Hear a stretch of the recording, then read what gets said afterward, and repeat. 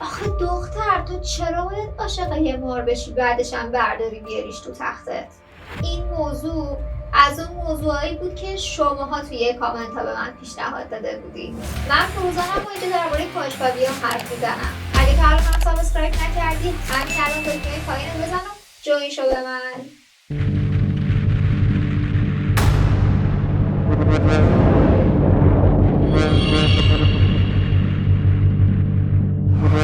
ویدیوی امروزمون درباره یه دختریه که خیلی سبک خودشو داشت و خیلی سعی میکرد که لایف استایل خودشو داشته باشه، یعنی اینکه شبیه به دیگران نباشه. اصلا از این کاراکترایی بود که اوکی من دوست دارم روی صورتم پر تتو باشه، به کی ربط داره؟ من دوست دارم هر جای بدنم که دلم میخواد پیرسینگ بزنم، به کی ربط داره؟ حالا یه نمونه‌های کوچیکشه ها، ولی کلا توی همه قسمت‌های زندگیش سعی میکرد یه مدلی باشه که مدل خودش باشه و یه طورایی شاید مثلا بزرگترامون یه خورده بگن که هنجار شکن طور بود.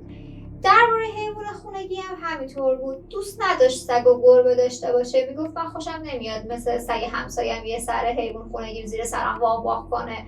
دوست ندارم مثل بقیه آدما نمیدونم گربه داشته باشم. یه حیوان خیلی متفاوت میخوام، یه حیوانی که به لایف استایل من شبیه باشه، من انتخاب کرده باشم و صرفا به خاطر اینکه دیگران یه پت دارن من هم نرم شبیه به اون پت رو داشته باشم. و از اونجا شد که انتخاب کرد که من میخوام یه مار پایتون داشته باشم. دختری که دربارش صحبت میکنیم اسمش مله.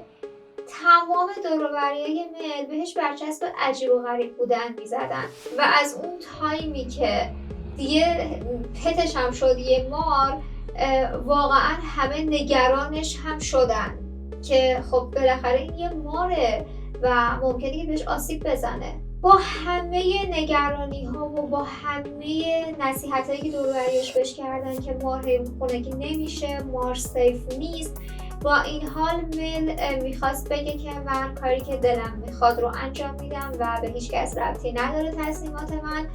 و شاید باورتون نشه و رفت مار رو گرفت، یه مار پایتون 6 فوتی. دیدگاهش هم این بود که مار خیلی هم خوبه، مثل حیوان همسایه هم وافق نمیکنه، خیلی آرومه، خونه من هم که کوچیکه، حیوان دست و پاگیری نیست و خیلی هم خوبه، من اوکی هم باش. خلاصه که رفت مارا رو واقعا گرفت و اسمش هم گذاشت فنگ و خیلی هم باش حال میکرد و خیلی هم راضی بود و هر کس هم که دوباره اظهار نگرانی میکرد میگفت من خیلی باش خوبم، نه به دوستای من آزاری رسونده، نه به همسایه‌های من آزاری رسونده، نه به خود من آزاری رسونده. و هر کس هم که میومد خونش از دوستاش میگفت که آره این تفلک همش سر جاش خوابه و به هیچ کسی هم کاری نداره و کم کم دیگران داشتن یکم باهاش کنار می اومدن. شاید تنها کسی که خیلی به مل غر میزد و رو مخ مل میرفت دقیقا همسایش بود که اونم به تازگی یه پت خونگی آورده بود، یه سگ داشت که تازه خودش هم نمیتونه زیاد با سگ ارتباط برقرار کنه و دائما سگ پارس میکرد و حتی انقدر اذیتش میکرد که مجبور میشد که شبا اونو بیرون از خونه بخوابونه. از این طرف ماجرا مل خیلی عالی داشت با فنگ ارتباط برقرار میکرد، خیلی زندگی خوب و آرومی با هم داشتن و به قدری روابطشون با هم خوب پیش رفت و همه چیز عالی و پرفکت بود که کم کم مل یک دل نه 100 دل عاشقش شده بود و حتی دوست داشت که رابطهشون یکم به هم نزدیکتر هم بشه. مل همیشه فنگو توی ویواریوم مخصوصش با لامپ گرما نگه می‌داشت. ویواریوم یه چیزی شبیه به آکواریومه، فقط بدون آب، واسه محل زندگی حیوونا با یه سری گیاها که به مراقبت خاصی نیاز دارن و لوکیشن خیلی خوبی برای نگهداری از یه مار پایتونی بود که عادت داره به گرما و گرما رو دوست داره. خلاصه مل همه شرایط رفاهی که فنگ بهش نیاز داشت رو براش فراهم کرده بود و هر روزم هی به هم نزدیک و نزدیک و نزدیک‌تر می‌شدن تا یه روزی که دیگه مل به خودش گفت خب الان خیلی وقت گذشته که فنگ توی خونه منه و تا الانم هیچ آزاری به من نرسونده، فکر می‌کنم وقتشه که دیگه من فنگو بیارم توی تختم. مخصوصا که به نظر من یه خورده مل این دیدگاه رو هم داشت که انقدر همه بهش گفته بودن نه تو نباید این کار رو بکنی اون بهت آزار میرسونه، یه احساس میکنم توی ناخودآگاهش یه حسی داشت که به دیگران ثابت کنه که ببینید من انتخاب درستی داشتم. گفتم یه روحیه کلکل طوری داشت. به نظر من شاید بخشی از تصمیمش از اینجا هم اومده باشه. خلاصه مل به فنگ اجازه داد که بیان شبا با هم بخوابن و روی یه تخت باشن. با اینکه فنگ خیلی گرم و پشمالو نبود، اما مل از همون جنس پوست فنگ لذت می‌برد و کلا خیلی با هم یخلا شده بودن و اوکی بودن. فنگ انگار با اتاق خواب جدیدش کنار اومده بود و کاملا راحت میخوابید شبا. حتی کم کم اینطوری شده بود که میومد دور تن مل میپیچید و مل که خب کیف میکرد دیگه. یه شب که مل با سر و صدا و واق سگ همسایه از خواب بیدار شد و یه بود که فنگ نیست دور و برم، اما خب چون گیج خواب بود و نصف شب بود دیگه اوورثینک نکرد و گرفت خوابید.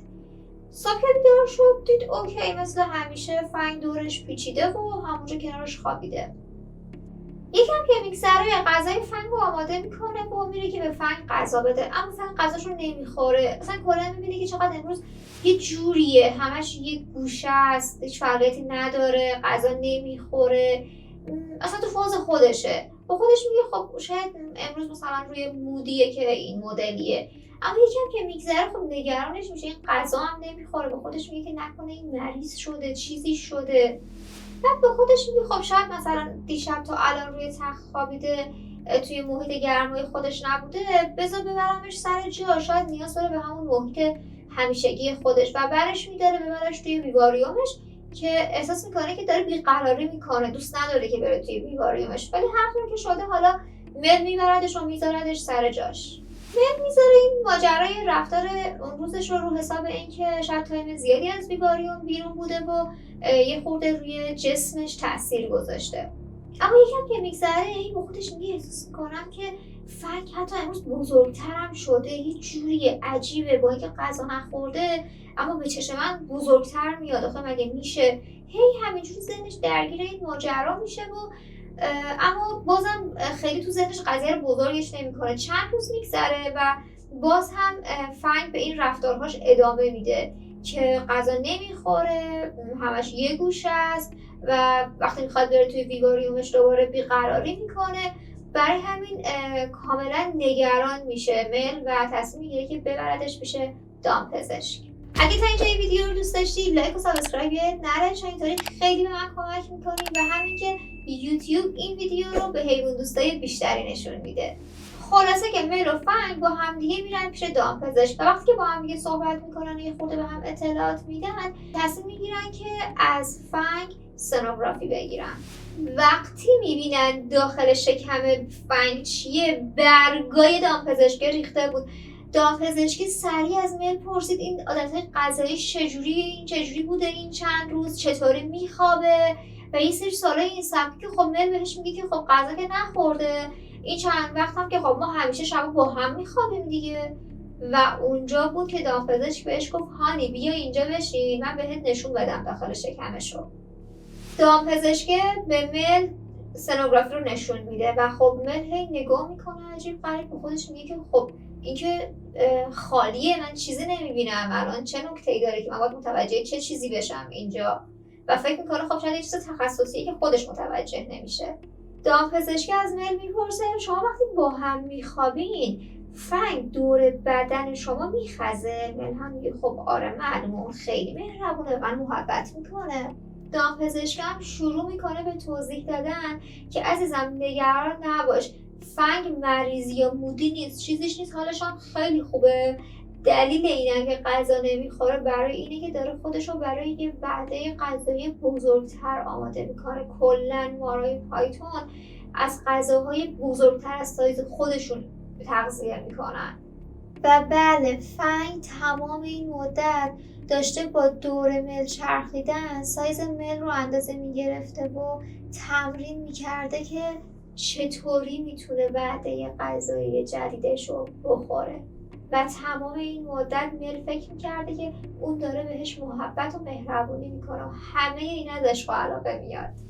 مل که برگاش ریخته بود از حرفای دامپزشک، فقط داشت افکار این مدتش تو ذهنش میومد که چطوری من تا الان رفتار اینو اینطوری ترجمه میکردم، که البته من خودم هم میذارم جای اون، خب این حس رو داشتم که خب احتمالاً داره نازم میکنه دیگه، داره مهربونی میکنه دیگه.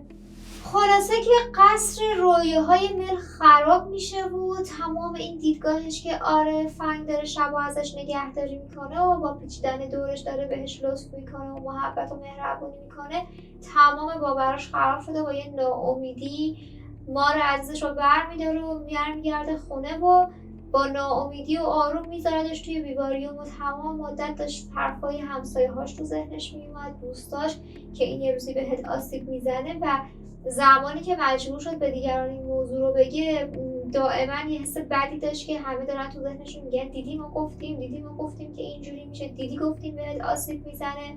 و بعد اون بود که مل تصمیم گرفت که بیاد جلوی دوربین و درباره این تجربهش به آدما بگه که مار دوستا، کسایی که شاید شبیه به مل دوست داشته باشن که مار رو به عنوان حیوان خونگی داشته باشن، حداقل این رو بدونن. بله این از این ویدیو که به درخواست شماها بود. امیدوارم که کلی دوستش داشته باشین و لایک و سابسکرایب یادتون نره، چون خیلی اینطوری هم به من انرژی میدین، هم به من کمک میکنین. و همین که اگر این سبک ویدیو رو دوست داشتی، خب یوتیوب ویدیوهای شبیه اینو بهت بیشتر نشون میده. راستی اینم بگم اگه کلا به روابط حیوان و انسان علاقه داری، من یه ویدیو خوشگل دیگه هم دارم که اینجا برات میذارم که درباره سکس و دلفینه. دوستتون دارم. خداحافظ.